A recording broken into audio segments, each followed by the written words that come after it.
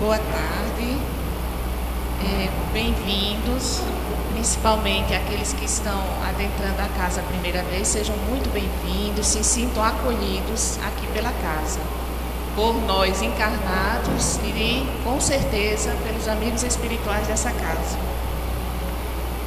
Hoje nós temos aqui a alegria de ter a nossa irmã Raquel, que é da Casa dos Espíritas de Pernambuco, que fica nas Graças, e ela vai falar para a gente sobre o tema Sexualidade e Espiritismo.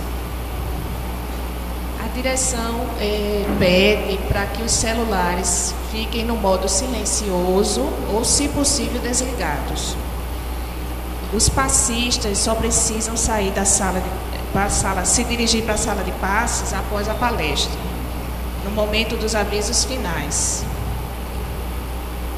Convido a todos a elevar o pensamento a Deus, para em conjunto a gente se unir e formar uma psicosfera que favoreça a nós todos.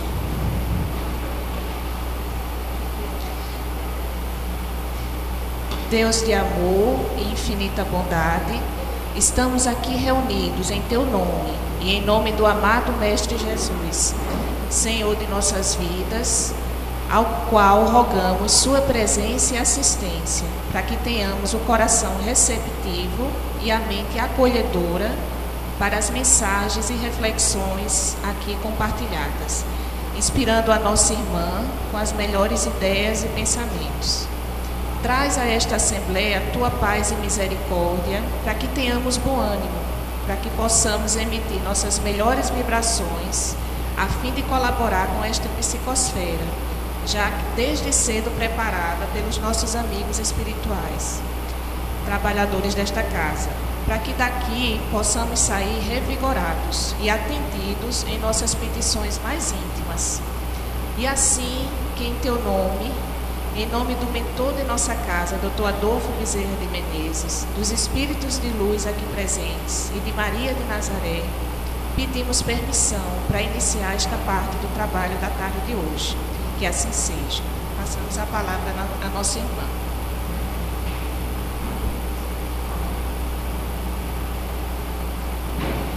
Boa tarde a todos e a todas. Que a paz do Mestre Jesus reverbere nos nossos corações e nas nossas consciências, hoje e sempre. Nós trazemos o abraço fraterno da Casa dos Espíritas de Pernambuco, instituição da qual nós fazemos parte, que fica situada lá no bairro das Graças, na rua Aníbal Falcão. E para a gente é motivo de muita alegria, voltar à Casa dos Humildes e fazer esse intercâmbio, já que todo mês a gente encontra Bruno Tavares, que vai lá na Casa dos Espíritas. Então, essa possibilidade de intercâmbio, que é muito rica para o movimento espírita, e para nós mesmos. O assunto de hoje é um assunto bem interessante, Sexualidade e espiritismo. Mas antes disso, eu gostaria de saber de vocês, se vocês estão disponíveis, se vocês estão afim, com vontade de trabalhar para Jesus neste momento. Porque toda vez a gente faz esse tipo de questionamento, porque muitas vezes a gente chega à casa espírita e não se dá conta de toda uma organização do ponto de vista espiritual que acontece para a nossa permanência aqui, e para que nós possamos ser tratados. Então, às vezes, a gente não está muito consciente desse processo de tratamento que acontece dentro das reuniões. E, às vezes, muitas das vezes, a gente acha que o tratamento é só nós, eles é que estão nos tratando. E a gente precisa pensar também que há uma grande possibilidade de nós ajudarmos aos espíritos nesse processo de tratamento também, já que aqui encontram-se, tal como nós, criaturas desencarnadas que, tal como nós, passam por processos de sofrimento e que estão em busca da sua evolução e dos seus acalentos, de acalentar as suas almas. Então é interessante que nesses momentos que nós estejamos aqui, dentro desse espaço, que a gente possa favorecer essas trocas fluídicas, tanto deles para com a gente, quanto da gente para com os nossos irmãos desencarnados. Tem uma prece muito bonita que é uma prece que está colocada no texto A Gênese da Alma, que é um texto de Caibá Schutel, escrito em 1924, que ele está falando sobre os animais, e ele diz assim: tal como nós pedimos aos espíritos superiores, né, o auxílio para que eles intercedam por nós, nesse momento, ele falando com relação aos animais, somos os seres superiores que podem auxiliar essas criaturas. Então, de repente, é a gente mudar a nossa faixa vibratória de eterno pedinte, né, daquele que está unicamente numa posição na vida que só está em busca do beneficiamento, para a gente poder também estabelecer essa troca, essa via de mão dupla. Então, quando a gente, né, esclarece isso, a gente sente também que há uma disponibilidade das pessoas de estabelecer isso, né? E nesse momento a gente queria pedir a todos para trabalhar, né, por Jesus, né, para Jesus, nesse momento aqui. O assunto, quando o Bruno me falou, de início eu gostei, e ele tinha dito assim, quando ele me ligou: foi você que deu esse tema, porque eu nem me lembrava mais disso, porque há muito tempo atrás eu tinha feito uma lista de temas que eu achava que era interessante, né, de ser conversado dentro das reuniões públicas. E aí, quando ele me disse, no começo eu não imaginei a responsabilidade que seria falar sobre esse tema, né? E aí, desde que ele me falou, eu não passei mais um segundo sequer sem estar conectado ao tema, sabendo da responsabilidade, né? Sabendo da responsabilidade, sobretudo sabendo que nesse momento aqui eu tenho que me policiar muito para não dar as minhas opiniões pessoais, né? Quando a gente está numa tribuna espírita, a gente está falando em nome da doutrina. Então a gente precisa estar muito em consonância com a doutrina para que a gente não fale de pessoalismos, né? Para que a gente não deixe que as nossas opiniões prevaleçam e que aí, não é, algumas pessoas desatentas possam passar a considerar, não é, aquela minha opinião como sendo a opinião da doutrina. Porque esse momento aqui também é interessante que a gente faça um adendo. Ele é só o início do processo de formação e de tomada de conhecimento para nós espíritas. Isso aqui, na realidade, é uma ínfima parte, né? Porque nós espíritas, e eu acredito que a gente já disse isso aqui outras vezes, a gente é movido pelo princípio da dúvida, né? O princípio da dúvida faz com que a gente vá atrás, consulte as fontes bibliográficas, né? Que a gente mergulhe no conhecimento espírita, para que a gente não fique só repetindo o que a OB disse, mas que a gente possa chegar às nossas próprias conclusões a partir do uso da razão. E para isso, nós temos a indicação de 3 livros, e há uma bibliografia vastíssima sobre o assunto, dentro da doutrina espírita, e a gente vai indicar o livro que é o nosso começo, nosso meio e nosso fim, que é o Livro dos Espíritos. A gente não pode falar de qualquer assunto se a gente não parte do Livro dos Espíritos, certo? Qualquer assunto nosso tem que ser abalizado por aqui. Então, nas questões 200, 201, 202, Kardec vai perguntar aos espíritos coisas que nós vamos falar aqui nesta tarde. O outro livro é Sexo e Destino, né, da série André Luiz, né, psicografado por Chico Xavier. Eu acho que é o 12º livro, né, da série, que vai falar também desses caminhos tortuosos, né, da experiência sexual desenfreada, desregrada, quais são as implicações disso, né, nas vidas morais e do ponto de vista de que destinos são traçados a partir dessas condutas. E o outro livro, que foi fundamental, assim, que era um livro que, por exemplo, eu não conhecia, que eu tomei conhecimento quando eu fui me preparar para essa palestra, é Vida e Sexo, né, do Espírito Emmanuel, né, psicografado também por Chico Xavier, que ele traz de uma forma bem sintética, mas bastante densa, não é? Questões que envolvem vários assuntos que são correlatos à ideia da sexualidade. Ele fala do namoro, ele vai falar do celibato, do casamento, né, das filiações, da família, da homossexualidade, enfim, várias questões que para a gente são pertinentes. Esse tema, né, é um tema bastante importante para todos nós, certo? Todos nós nos debatemos com esse tema cotidianamente, não é? Não há a possibilidade de não se debater. Se a gente partir do princípio que está colocado lá em Evolução em Dois Mundos, né, que não é um livro que trata sobre a questão sexual, mas trata também do ponto de vista, quando ele vai falar de desenvolvimento filogenético, que é a energia sexual, né? A energia sexual, lá em Evolução em Dois Mundos, ela vai dizer que existe em todos os seres da natureza, certo? Porque a energia sexual é sobretudo, uma energia criadora, né? Então, o átomo, ele já possui ali embriões dessa energia quando ele vai se aproximar do elétron. No reino mineral, haverá essa energia também para o adensamento da matéria. No reino animal, no reino vegetal, há essa energia também. Tanto quanto no reino animal, em nós, no reino hominal, se é que a gente pode dizer assim. Então, todos os seres da natureza trazem, em maior ou menor escala, essa energia, certo? É isso que organiza o nosso planeta, entre outras coisas, né?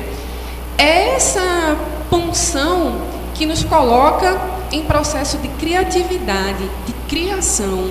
Nós somos, como André Luiz falou, co-criadores em plano menor, não é? Existe um co-criador em plano maior, que é Jesus, e nós somos co-criadores em plano menor. E uma das possibilidades da gente fazer essa co-criação é a partir do uso dessa energia, não é? A canalização que a gente dá para essa energia. Tem termos que falam, Freud vai falar de sublimação, outras pessoas vão falar de transmutação, e no Espiritismo a gente fala de canalização da energia, não é? O princípio é parecido, não é? A sublimação é o quê? É quando você coloca essa energia em outro lugar, né? E é isso que acontece, se a gente perceber, ao longo de todo o processo da humanidade, porque essa energia é criadora, não é isso? Ela possibilita, inclusive, a criatividade, não é? Ela possibilita as grandes coisas da humanidade. Então, o que é que acontece? As pessoas canalizam essa energia para outras questões que não só dizem respeito ao sexo. A prática sexual é só uma parte. É uma parte até, digamos, mínima, é uma parte mínima dessa energia, né? A prática sexual. Essa energia ela é muito maior do que a prática sexual. Então, por exemplo, vocês conhecem a história de Beethoven, quando ele se apaixonou por Elise. Elise era uma bela mulher, né? E ele se apaixona por ela e ela não corresponde, né? Ela gostava da obra, ela não gostava, não tinha. Beethoven não era bem apessoado, né? Não era uma pessoa que despertou, naquele momento, não despertou o interesse dela.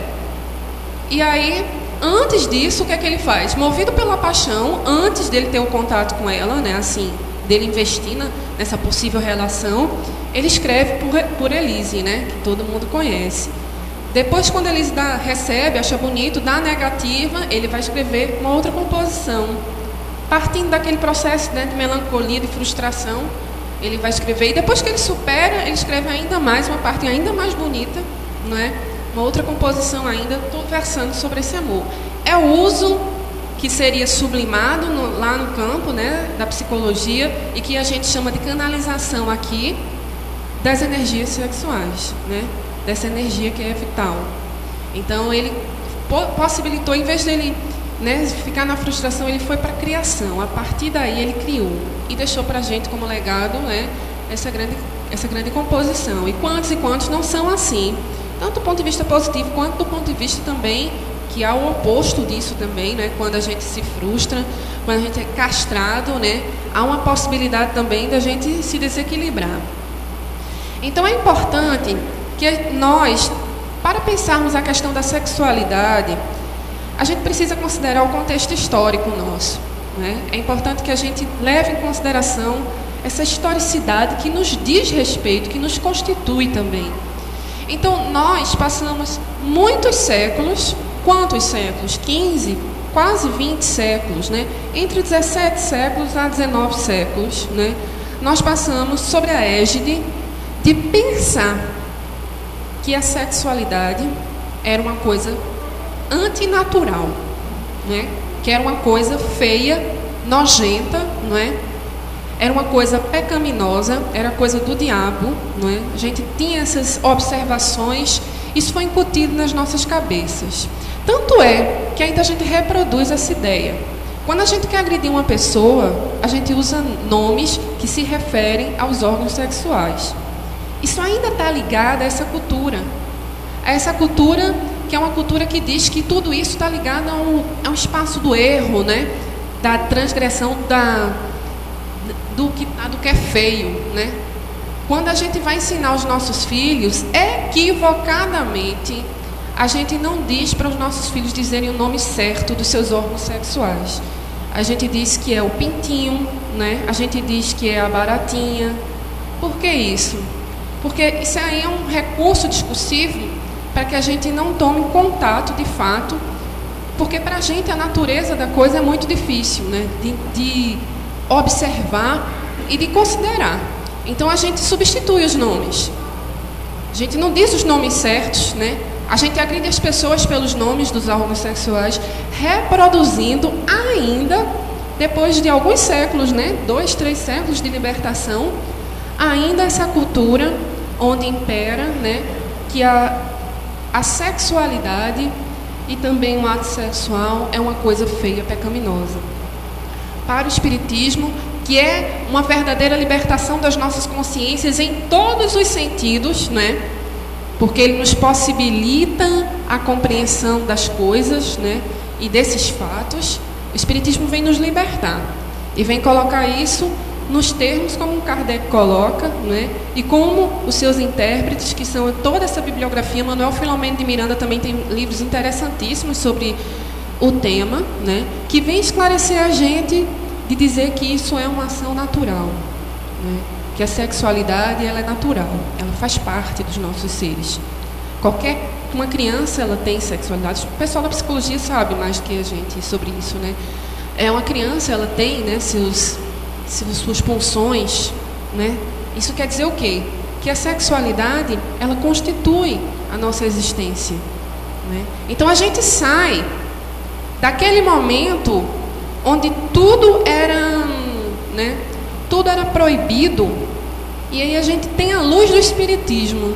Mas entre a luz do Espiritismo e esse processo de negação, há um outro fator que determina a nossa compreensão sobre a questão sexual e que determina as nossas práticas na contemporaneidade, que é sobretudo a cultura consumista no qual todos nós estamos envolvidos, né? A sexualidade, e Freud foi uma das primeiras pessoas que incorpora, né, essa ideia e traz essa ideia do sexo para dentro da academia. Isso é um grande avanço. Vamos discutir cientificamente essa questão, não é? A sexualidade, a partir daí, ela foi apropriada pelo discurso capitalista, pela ideologia capitalista, né? A gente estava assistindo há umas 2 semanas atrás um documentário da BBC chamado O Século do Ego, que era justamente sobre um sobrinho de Freud que morava nos Estados Unidos, né? Ele era contemporâneo de Freud, né? No período da Primeira Guerra, a partir da Primeira Guerra. Ele é um dos criadores das relações públicas nos Estados Unidos. E aí o que acontece? Ele utiliza das ideias do tio para poder vender produtos. E como é que ele faz isso? Por exemplo, a indústria de cigarro contratou ele, né, uma grande empresa, contratou ele porque a indústria de cigarro servia única e exclusivamente aos homens, né, ao sexo masculino. E eles queriam ampliar os seus consumidores. E aí, como é que a gente vai fazer que as mulheres comecem a consumir cigarro? Porque a ideia é essa, né? A ideia da sociedade de consumo é essa, é ampliar o mercado, né? A gente pensa que é benemérito, que eles são beneficentes quando eles estão pensando em incluir as minorias, mas na realidade isso aí são consumidores em potencial. E aí qual é a estratégia que ele lança? Ele lança a seguinte estratégia: vai ter uma manifestação pública sobre a questão do voto feminino, né? Terão algumas mulheres que aí seriam as precursoras do movimento feminista, né, nos Estados Unidos, que vão estar nessa manifestação pública. Nós vamos distribuir para elas cigarros e vamos fazer um discurso para que ela associe esse cigarro, não é, há o objeto fálico masculino e que ela, ao consumir esse cigarro, ela tem a impressão de poder, o poder masculino. E aí eles fizeram isso, distribuíram o cigarro nessa passeata e fotografaram isso e colocaram nas primeiras páginas dos jornais. Então, a partir daí, as mulheres começaram a se sentir poderosas porque elas estavam fumando, né? Elas se sentiam em pé de igualdade com os homens porque elas estavam fumando. Isso porque tem todo um discurso de um apelo sexual. A mesma coisa o sobrinho de Freud vai fazer com relação a essa associação que a gente faz do carro à virilidade masculina, não é? Isso está no nosso inconsciente e a gente não se apercebe disso. Isso foi pensado estrategicamente, né, por esse profissional de relações públicas, junto com as empresas de publicidade, certo? E hoje a gente vive nessa ditadura, não é? Hoje a gente vive nessa ditadura. O maior carro é a pessoa que tem um maior carro, né, sobretudo no ambiente dos homens, é os que se sentem mais poderosos em todos os aspectos. Então, quer dizer, a gente saiu, e essa é uma apropriação que a gente está dando lá no comecinho do século XX, né? Nas primeiras décadas do século XX. E aí a gente foi vendo, ao longo do tempo, o quanto a publicidade se apropria desse discurso sobre a sexualidade que foi criado na academia, né? Para poder vender os seus produtos. Eu, particularmente, como mulher, me sinto aviltada quando eu assisto a televisão, vejo os breaks, vejo os comerciais e vejo que todo comercial do produto mais distinto possível, ele associa a sexualidade feminina, não é? E ele vende aquela mulher como um produto, não é? Aquela mulher, dentro daquele discurso que é construído, ela é tão coisificada como aquele produto que está sendo vendido. E isso é uma distorção que nós fomos construindo ao longo do tempo. Nós entramos numa sociedade consumista, não é? Onde a sexualidade é vivida agora, onde tudo é permitido. Saímos do tudo é proibido para o tudo é permitido. Tudo é permitido com vistas ao consumo, sobretudo. E a nossa própria lógica, na nossa experiência com relação à sexualidade, ela está subordinada a essa ideia. Por quê? Porque se você for perguntar para qualquer jovem hoje, se vai numa festa, a quantidade é que é importante. Então tem jovem que diz com muito orgulho, eu fiquei com 5 meninas, eu fiquei com 15 meninas, eu fiquei com tantas meninas, com X. Eu já tive tantas namoradas. Quer dizer, esse número, né, essa quantificação está ligada a essa sociedade de consumo, não é? E isso a gente não percebe, né? Eu fiquei com tantas pessoas, eu digo eu te amo no primeiro dia, né? Eu faço tudo o que for, né, para fazer no primeiro dia, eu faço tudo. Para mim a quantidade é importante e não a qualidade. E veja que é uma distorção aí. A gente vive numa sociedade onde há uma distorção dessa experiência da sexualidade. Tudo é permitido, né? E aí a gente lembra do apóstolo Paulo, onde diz que todas as coisas são lícitas, porém nem todas convêm. Não é verdade?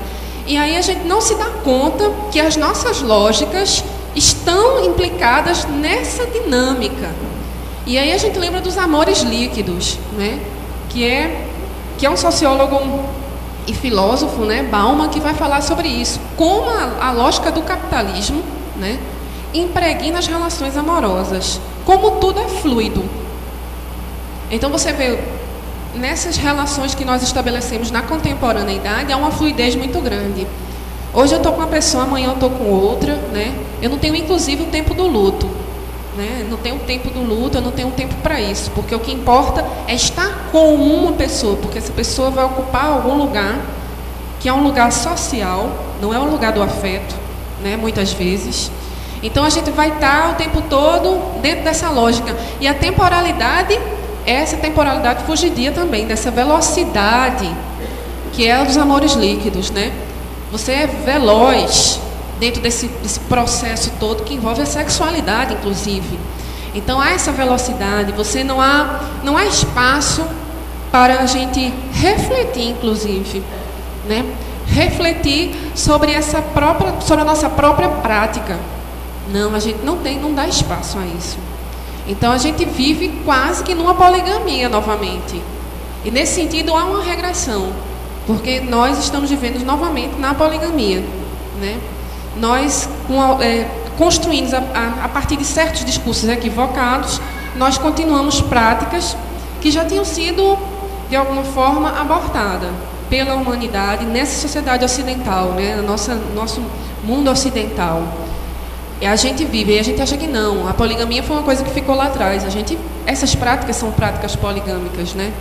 E não há o compromisso com o outro. É engraçado isso, você não se compromete nessas relações fugidias com o outro. Não há disponibilidade para troca, não há troca nessas relações. E a gente precisa estar muito atento para não estar reproduzindo isso. A gente não tem disponibilidade para construir nada com o outro.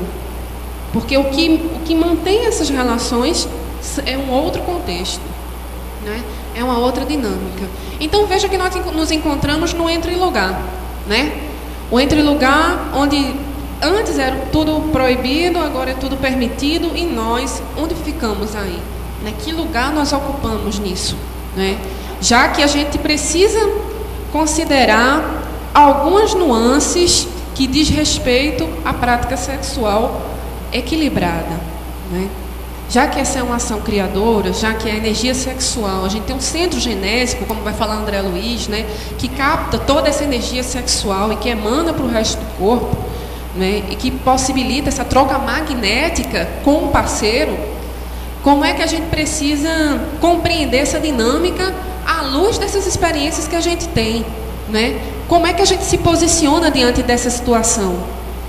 Então é interessante a gente lembrar, por exemplo, de algumas questões, né? E uma das grandes preocupações que eu tive quando eu estava pensando nesse tema era de não falar questões que desenvolvessem ainda mais, que ratificassem, confirmassem em nós o nosso preconceito, né? Porque como nós temos uma superficialidade, nós temos uma tendência a ser superficial com relação aos nossos olhares sobre as questões. E é isso que o Livro dos Espíritos vai dizer. Quando Kardec perguntou se os espíritos têm sexo, não é? E aí qual é a resposta? Desse ponto de vista que a gente compreende, não, né? Se desse ponto de vista, porque seria um ponto de vista orgânico, os espíritos eles não têm sexo. E é interessante a gente considerar isso, né? Dessa possibilidade da experiência dos espíritos em uma encarnação como em outra, vivendo um corpo feminino e num corpo masculino, né? E isso é o que nos faz ser, isso que nos aclara, né, a consciência, isso que nos possibilita compreender ainda mais as questões. Por quê? Porque tanto do ponto de vista masculino quanto do ponto de vista feminino, tanto a experiência num campo como no outro, nos possibilitará a evolução. Não é? Então vocês imaginam que a gente tivesse criado só como sendo mulher. Há certas aptidões, né, que a cultura convencionou como sendo aptidões que são ligadas, né, ao masculino, que a gente precisaria adquirir. Né? Eu acho que a praticidade masculina seria uma dessas. E que se a gente tem uma experiência só num campo, talvez a gente não conseguisse adquirir. Né? O senso comum diz que os homens são práticos, né? E que as mulheres elas são mais, né? Há uma complexidade maior nesse sentido das mulheres, né? E se a gente só vivesse um lado, a gente não ia ter essa experiência e a gente não ia adquirir isso, né?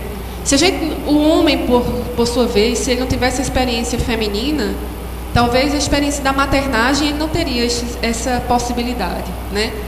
Porque a maternagem ela possibilita uma experiência do amor que é um amor maior, não é? Quando você tem um filho, é um amor maior que você pode experimentar na terra. E seria muito duro com os homens, né? A natureza seria muito dura se não possibilitasse a eles esse tipo de experiência, né? Então nós vivemos em cada encarnação, ou em várias, né? Ou a gente repete as encarnações, tanto num campo quanto no outro. Porque essas experiências que estão ligadas ao sexo são experiências transitórias. Isso é importante demais a gente compreender. O que é que isso quer dizer? Isso diz respeito só ao pontual, ao aqui e agora. E aí a gente faz um adendo. Porque nós temos, quando a gente vai fazer avaliações sobre as pessoas, a gente superestima essa questão sexual, não é verdade? A gente superestima como os irmãos, eles utilizam, eles fazem parte, eles fazem o uso da sua prática sexual. A gente superestima isso. E na realidade, essa experiência que diz respeito ao sexo, né, a forma sexual do corpo, é transitória. E nós deveríamos estar preocupados, sobretudo conosco, né, com as questões que dizem respeito às conquistas que são para sempre, né, que são infinitas na nossa vida. Então, isso abre espaço para a gente falar, por exemplo, e depois a gente vai voltar para essa ideia dessa ideia de que você vai viver a bifácie, né, tanto de um lado quanto do outro. A gente vai abrir espaço para falar sobre a questão da homossexualidade, que tem sido um tabu dentro das casas espíritas, não é? E a gente precisa ter muito cuidado. Eu não vou dar minha opinião pessoal sobre isso. A gente precisa considerar a questão da homossexualidade, inclusive o próprio uso do termo é necessário que se considere, porque homossexualismo é um termo equivocado. Isso aí. Então, os palestrantes espíritas que colocarem esse termo já estão falando a partir de um lugar que é equivocado, certo? A gente tem que falar de homossexualidade, de homoafetividade, que é o termo, né? Homoafetividade. E aí, esse assunto vem muito à tona dentro das casas espíritas, nos momentos dos seminários, de assuntos como esse. As pessoas estão sempre em busca, né? Porque o espiritismo, como qualquer outra religião, é um lugar do acolhimento. A gente não pode fazer do nosso discurso o discurso da repulsão. A gente tem que acolher. E outra coisa, é o lugar de nós refletirmos as nossas próprias práticas e as nossas próprias ideias pré-concebidas. Então é importante que haja uma problematização sobre os preconceitos que nos orientam e de que forma nós estamos nos vinculando a esses preconceitos. Então, é equivocado dentro da casa espírita a gente suscitar ideias que são ligadas ao preconceito. Isso aí seria contra a lei de Jesus. Sabe por quê? Porque o próprio Jesus, numa sociedade patriarcal, como foi a sociedade judaica, e até hoje a gente ainda tem resquícios desse patriarcalismo dentro da sociedade judaica, Jesus, ele vai estar em várias passagens do Evangelho se dirigindo às mulheres. Vocês se lembram da passagem onde ele está lá, perto do lugar da água, como é que diz? Do poço, onde ele vai ter aquela passagem com a mulher. Para quem ele se mostra pela primeira vez depois que ele se desencarna, né? Existe até um livro, Jesus e as Mulheres, né? Então, ele está o tempo todo problematizando aquela cultura a partir desses atos, né? Aquela cultura que era uma cultura hegemônica, patriarcal. E é importante que a gente tenha como imagem essa noção de Jesus, né? Desse que estava ali colocando a mulher em outro lugar, né? Que estava ali possibilitando para que nós, enquanto gerações, né, que vieram posteriormente, começássemos a considerar o papel das mulheres na difusão do Evangelho, inclusive. E dizem os espíritos, né, que ele apareceu para Madalena, não é isso? Por quê? Porque ela era que tinha ainda mais compreendido, né, a lição do Mestre. Ela tinha possibilitado a transformação maior. Porque o Evangelho de Jesus serve para isso, serve para a gente transformar, se transformar. Então é por isso que ela apareceu para ela. Ela tinha compreendido a missão, ela tinha compreendido a lição de Jesus ali. E a gente vê várias e várias passagens, né, como a da mulher hemorroísa. A da mulher hemorroísa é muito interessante também, não é? Muito bonita, inclusive, porque vai falar da mulher que está ali no meio da multidão. Ela tinha um fluxo sanguíneo constante, né? Era anêmica em função desse fluxo sanguíneo, né? E ela toca no manto de Jesus sem que ninguém perceba, mas ele tinha percebido. E aí o que é que acontece? Na mulher hemorroísa, aí Jesus pergunta aos discípulos: quem me tocou? E aí os discípulos dizem: como a gente vai saber, Senhor? Tem milhares de pessoas ao nosso redor. Aí ele, né, chama a atenção dos discípulos e diz: sinto que de mim sai uma virtude. E é interessante isso para a gente considerar a questão da fé, não é? O que é a virtude, se não uma conquista, né? Então ali ela conquistou não só o seu processo de cura do corpo, mas o processo de cura da alma, porque foi a fé que possibilitou essa transformação da sua alma.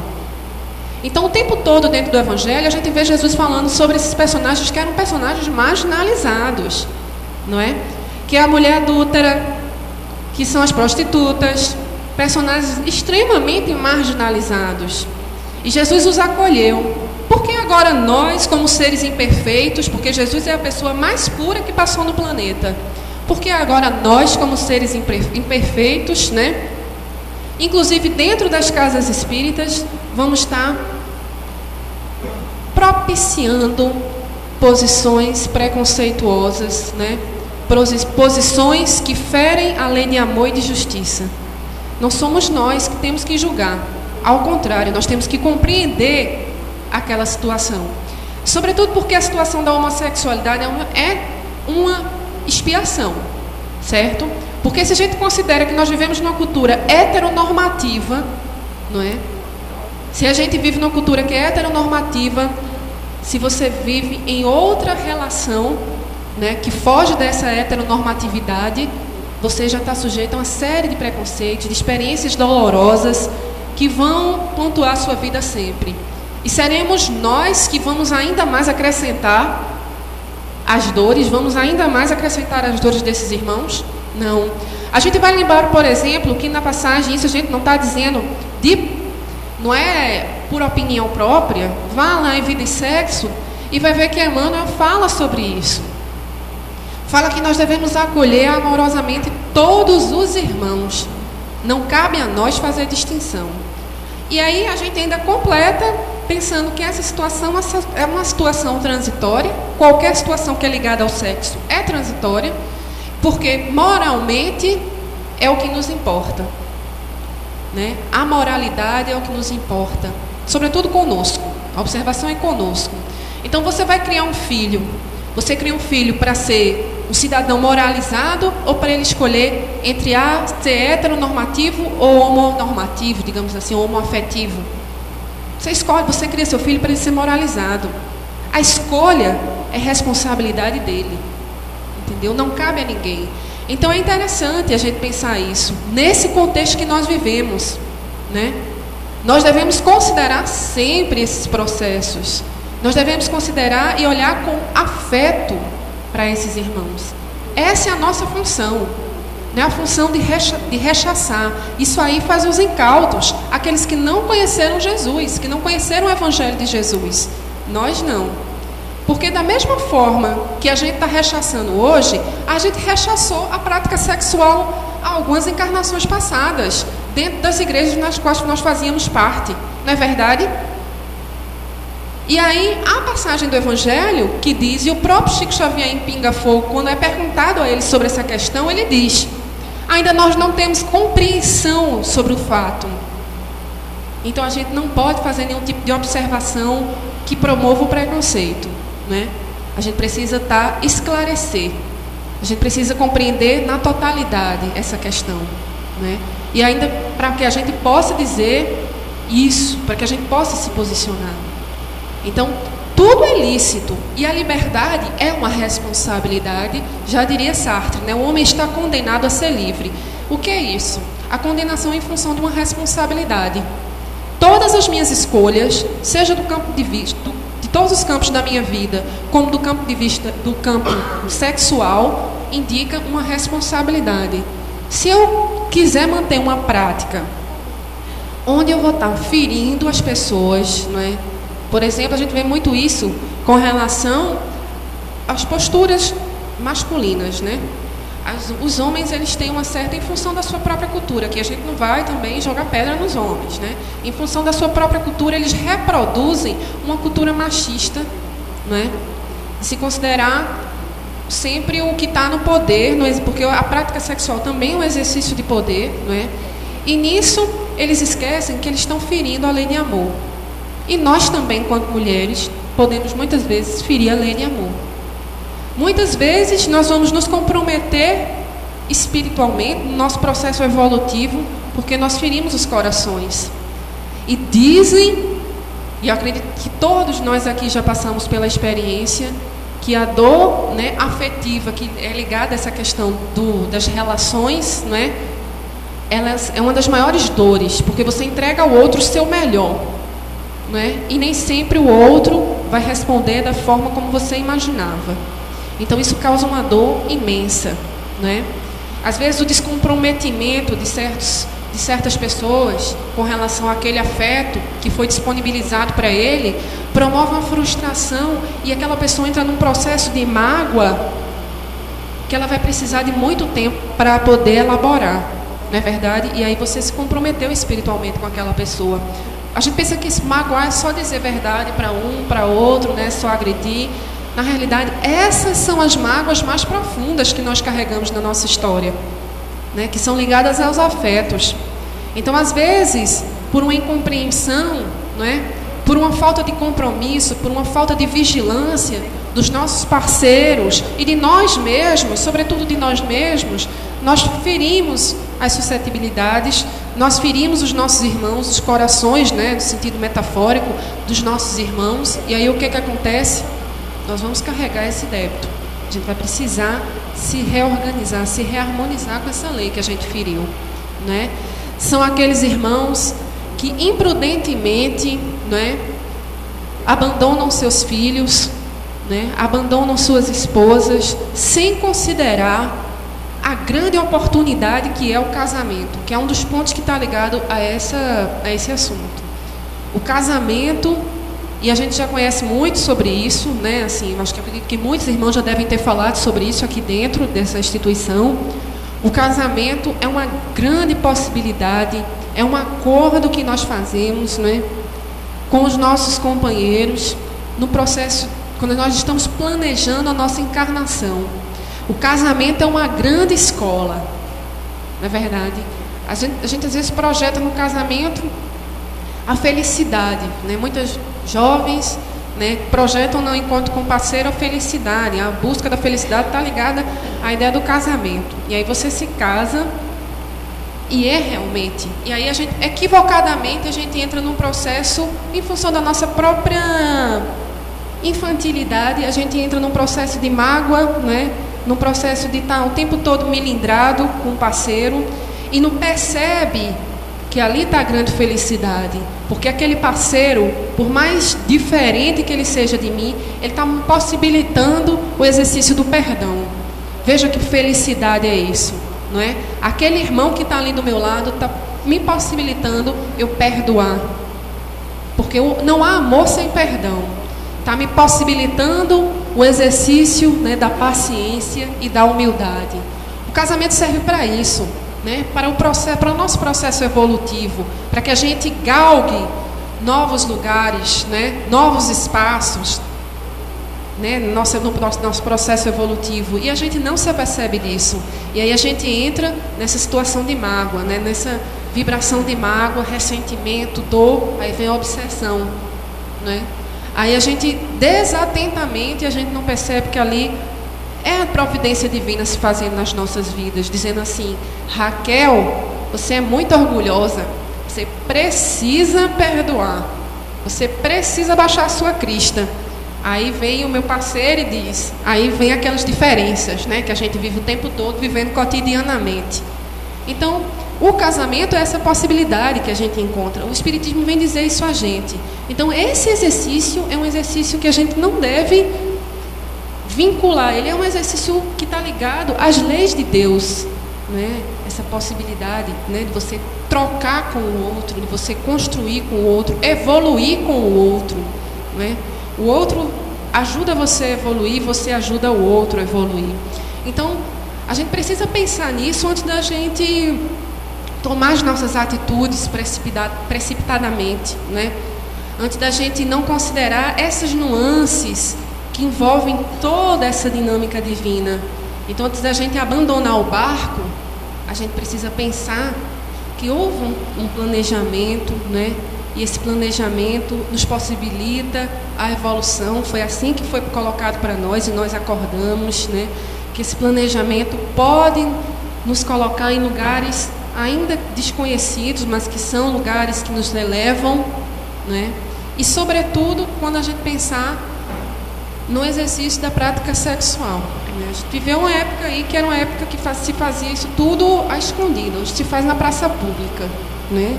A sexualidade desenfreada, desequilibrada, se faz na praça pública. E a gente fica pensando que as pessoas desconsideram isso e vão em busca do prazer. O hedonismo na forma mais grosseira que há, né? Vão eternamente na busca do prazer, e não consideram a coisa magnífica que é a troca de energia no ato sexual. Se a gente bem soubesse, né, naqueles instantes que envolvem o ato sexual, a gente deveria considerar essa troca energética, não é? Que constitui, que alimenta nossas almas, né? Que refunda os nossos afetos, né?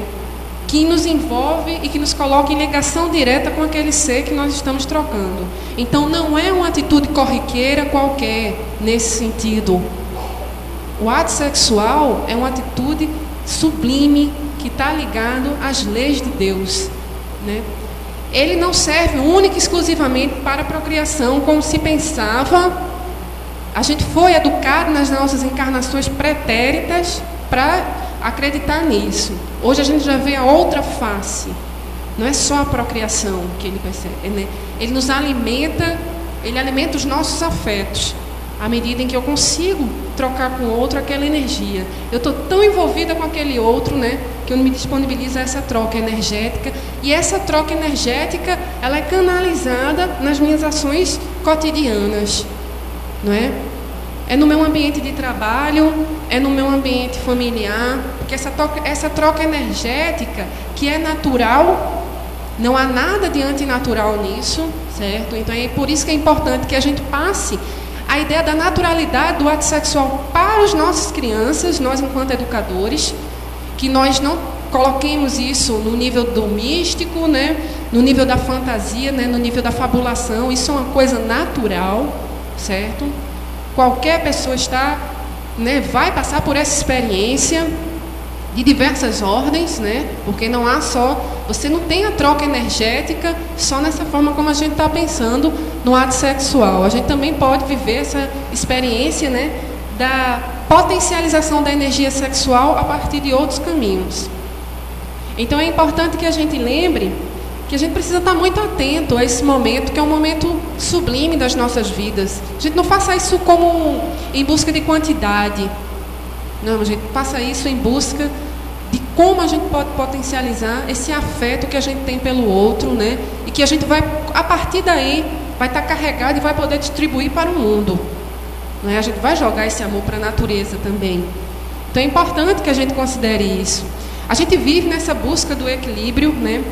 Então, mas o que a gente observa ainda nas nossas práticas? Que a nossa condição enquanto espíritos que eram regidos pelo instinto prevalecem, não é? Nós ainda somos extremamente instintivos nestes momentos. Ainda não conseguimos, porque o instinto de todo não é ruim, não é? O instinto, o medo, né? Essas sensações que a gente tem, esses instintos primários, a fome, garante a nossa sobrevivência, não é?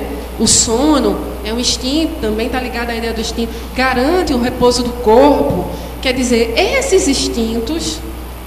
instinto sexual, que é comum, que a gente já viveu a única forma, essa forma de vivenciar a sexualidade pelo instintivo, hoje nós somos chamados a acrescentar aí o emocional, o moral, né? A razão, para não dizer a ética, não é?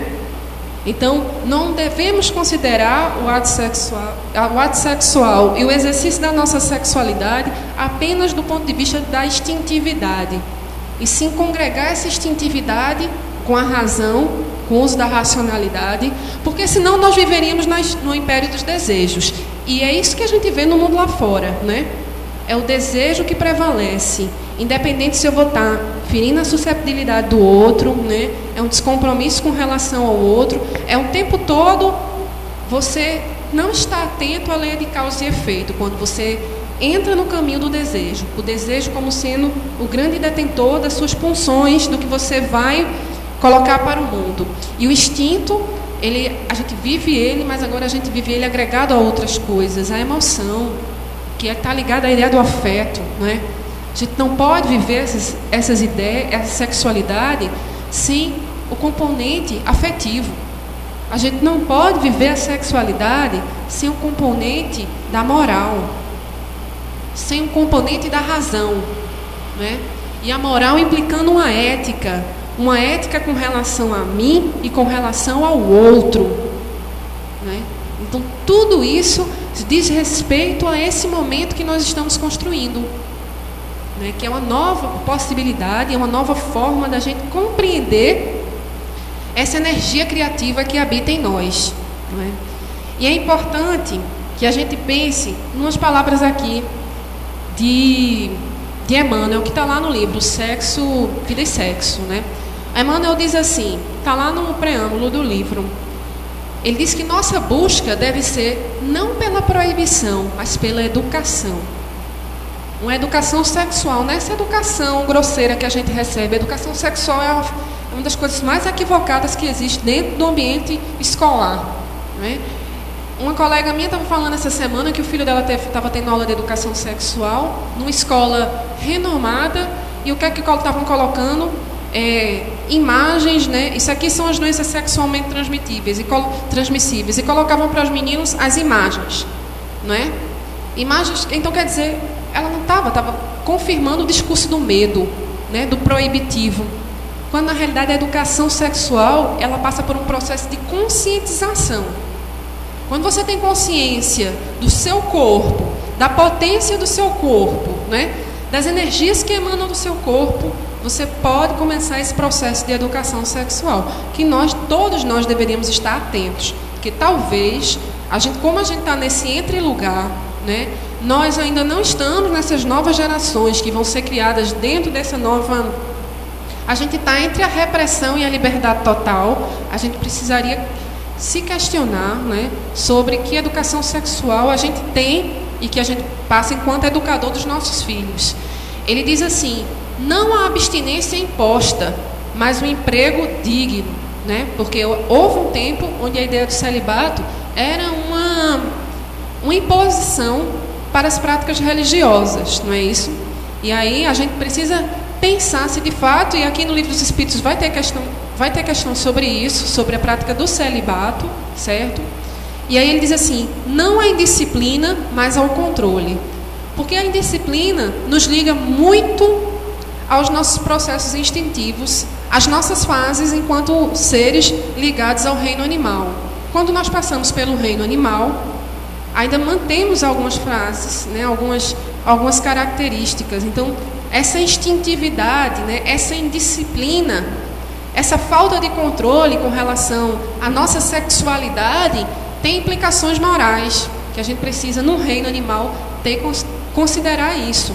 Já que nós temos o livre-arbítrio, mas precisamos considerar esse controle, essa ideia do controle, porque senão a gente vai cair em algumas práticas equivocadas, como voyeurismo, zoofilia, né, pedofilia, que a gente vive o tempo todo agora vendo isso, né, informações, exibicionismo, sadomasoquismo, né, necrofilia, ninfomania, não é? Quer dizer, são práticas equivocadas, desregradas, que indicam justamente o descontrole. Quando nós passamos a trabalhar, né, a usar essas práticas, essas dinâmicas equivocadas, nós vamos cair no lugar da promiscuidade. Aí depois que a gente entra no lugar da promiscuidade, o próximo passo é o lugar da perversão, não é? E depois é o lugar da drogadição, porque como você não se sacia, não tem um controle dessa saciedade, você entra na drogadição e aí depois você entra nos distúrbios psíquicos. Então, nós, enquanto seres vigilantes, enquanto seres que estamos em busca da luz, esses lugares não são lugares que nós devemos considerar. Esses equívocos nós temos que olhar com muita atenção, não é? A gente precisa considerar com muita atenção as nossas práticas porque é muito simples, é uma linha muito tênue que separa desse lugar da prática sexual tranquila, naturalizada, não é? Fazendo parte de um cotidiano, de um exercício normal, para essa outra prática, não é? Que está ligada a essas distorções, que está ligada ao desequilíbrio e que vai nos levar a zonas ainda mais complexas. Vide esse livro aqui, Sexo e Destino, que vai falar sobre isso, sobre os equívocos que se cometem, né, e quanto isso compromete a nossa existência. E aí ele diz isso: não há indisciplina, mas sim ao controle. Não há um impulso livre, mas a responsabilidade. Então precisamos sempre estar atentos, né, a esses exercícios da nossa sexualidade, né? Precisamos sempre compreender essa pulsão sexual que existe em nós, né? Mas tentando racionalizar isso, né? Viver isso a partir do crivo da razão, a partir do crivo do afeto, né? Essa é a nossa grande chave, né? Essa é justamente o nosso lugar que nós devemos caminhar. É isso que o Espiritismo vai dizer para a gente. Não há proibição, não é? Há uma conscientização que nos leva a um processo de transformação. Essa é a chave do Espiritismo para as nossas vidas, nesse sentido, esclarece demais a gente, não é? Quando ele diz que independe, para o Espírito, tanto faz ele nascer homem como mulher, porque na questão 203 ele vai perguntar isso, né? Se o Espírito, quando ele está para reencarnar, ele escolhe, aí ele diz, ele escolhe, mas tanto faz para ele, porque o que importa para ele não são essas situações transitórias que dizem de uma corporalidade feminina ou masculina, não é? É importante a gente ter esses dois lados em equilíbrio dentro do nosso próprio ser, dentro da nossa própria constituição. É importante que nós tenhamos tanto o que a cultura diz que está ligado à masculinidade, quanto o que está ligado à feminilidade, né? É importante que nós, tanto os homens quanto mulheres, que a gente traga em primeiro plano, né, essas ideias, a sensibilidade, a praticidade, a objetividade e tudo que faz parte, né, como a gente coloca discursivamente um campo do outro. Então, é importante que a gente esteja atento a esses exercícios. E aí a gente lembrou que há uns 15 dias atrás, não sei se vocês acompanharam isso, saiu uma propaganda, né, num jornal, foi a Folha de Pernambuco, falando, era uma crítica àquela propaganda do governo da Secretaria de Turismo, Recife te quer, não é? Aí colocaram, Pernambuco não te quer, né? Pernambuco, aí era prostituição, né, pedofilia e outras duas práticas, e colocaram homossexualismo. Veja, como se tivesse tudo no mesmo barco, né, como se aquilo fosse uma prática criminosa. E ainda bem que a gente pôde possibilitar o debate, sobretudo nas redes sociais, sobre essa questão, né?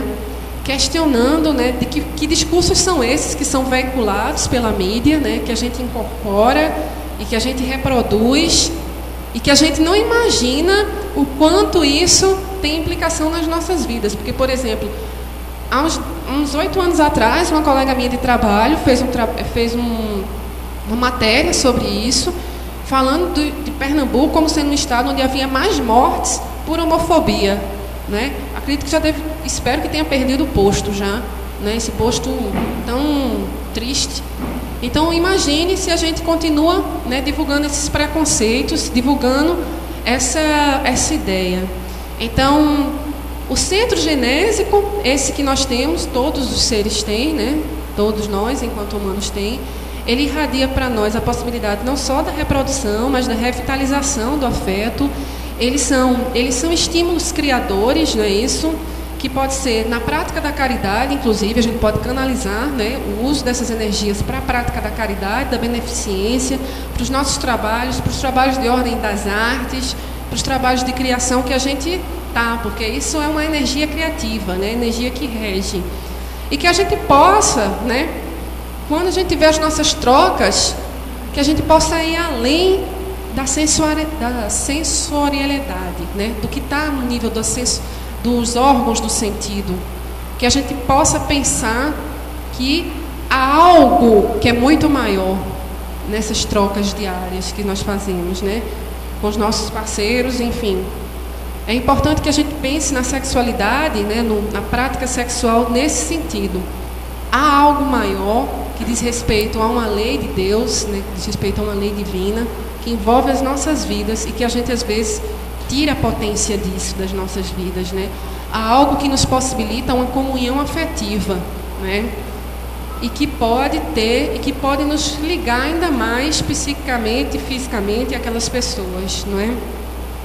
Então, que possamos viver, né, e construir uma sociedade que seja regida pela liberdade com responsabilidade, pelo exercício da liberdade com responsabilidade, pelo exercício de um prazer que não está ligado aos órgãos do sentido, de um prazer que está ligado, porque o prazer também não é uma coisa ruim, não é? Os discursos religiosos também colocavam o prazer como sendo uma coisa negativa.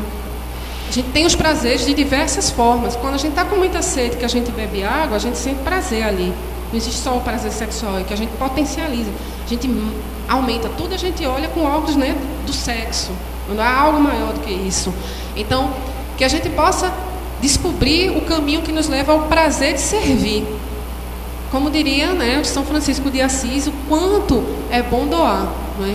Essa é a nossa grande busca, né? Essa busca que vai nos catapultar à nossa evolução, que vai nos colocar em outros lugares. Então, que a paz do Mestre permaneça conosco, hoje e sempre.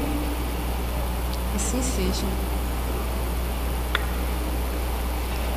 Agradecemos a Raquel pela belíssima reflexão da tarde de hoje e que ela leve o abraço e as vibrações aqui da casa, sejam as melhores e que Deus a abençoe sempre, iluminando e trazendo-a de volta. Vamos aos avisos finais. A nossa casa, né, também funciona um lar geriátrico e a gente convida a visita às nossas vovozinhas diariamente a partir das 14 horas. A campanha do quilo, todo primeiro domingo do mês, de 8 às 11. Todo domingo também a reunião doutrinária às 16 horas. Temos também a reunião da Mocidade Espírita, os jovens compareçam, e a evangelização infantil. Aí convidamos os pais a trazerem suas crianças. Amanhã, segunda-feira, às 19h45, teremos a reunião de consulta espiritual. Na reunião da terça, às 20 horas, teremos o palestrante convidado, Jorge Barreto, da Ação Mediúnica Cristã, que fica em Casa Amarela, que fará o estudo do Livro dos Espíritos. Nas sextas-feiras, às 20 horas, temos os estudos espíritas. Na primeira sexta-feira, temos André Luiz e a vida no plano espiritual. Na segunda sexta-feira, temos Allan Kardec, o educador e o codificador. Na terceira sexta, temos Joana de Ângeles e a psicologia espírita. O responsável por esses estudos é o nosso irmão Bruno Tavares. Convidamos a todos a comparecerem sexta às 20 horas. Acessem o site da casa, que é o www.casadosumildes.com. Aí lá consta a programação da casa. O blog do Bruno, que é bruno-tavares.zip.net, que traz um artigo semanal aos domingos. E a TV do blog, que é 24 horas online. O novo artigo é a divulgação espírita Vivendo o Ideal. E já consta lá 2 filmes da semana, que é Gandhi, Sua Mensagem, Sua Vida e Nosso Lar. Convidamos a todos para elevar o pensamento, para a gente fazer a prece final. E eu vou pedir licença a vocês para fazer a oração, né, que é a mais comum, mas talvez a que nos eleve mais, que é a que o Mestre nos convidou a fazer. Agradecer os que estamos, né, por essa usinagem de gotas de luz que a nossa irmã Raquel nos convidou e nos trouxe nessa tarde. Pai nosso que estás nos céus, na luz dos sóis infinitos, Pai de todos os aflitos, neste mundo de escarcéus, santificado, Senhor, seja o teu nome sublime, que em todo o universo exprime concórdia, ternura e amor. Venha ao nosso coração o teu reino de bondade, de paz e de claridade, na estrada redenção. Cumpre-se o teu mandamento, que não vacila e nem erra, nos céus como em toda a terra, de luta e de sofrimento. Evita-nos todo o mal, dai-nos o pão no caminho, feitos de luz no carinho do pão espiritual. Perdoa-nos, meu Senhor, os débitos tenebrosos, de passados escabrosos, de iniquidade e de dor. Auxilia-nos também nos sentimentos cristãos, a amar aos nossos irmãos que vivem longe do bem. Com a proteção de Jesus, livra a nossa alma do erro, neste mundo de desterro, distante da vossa luz.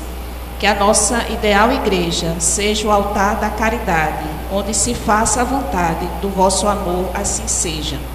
Esse é um Pai Nosso recebido por Chico Xavier, do Espírito Monsenhor José Silvério Horta. Então, com a permissão de Jesus, dos Espíritos de luz desta casa, do nosso benfeitor, Dr. Adolfo Bezerra de Menezes e de Maria de Nazaré, pedimos permissão para encerrar essa parte dos trabalhos da tarde. Que assim seja.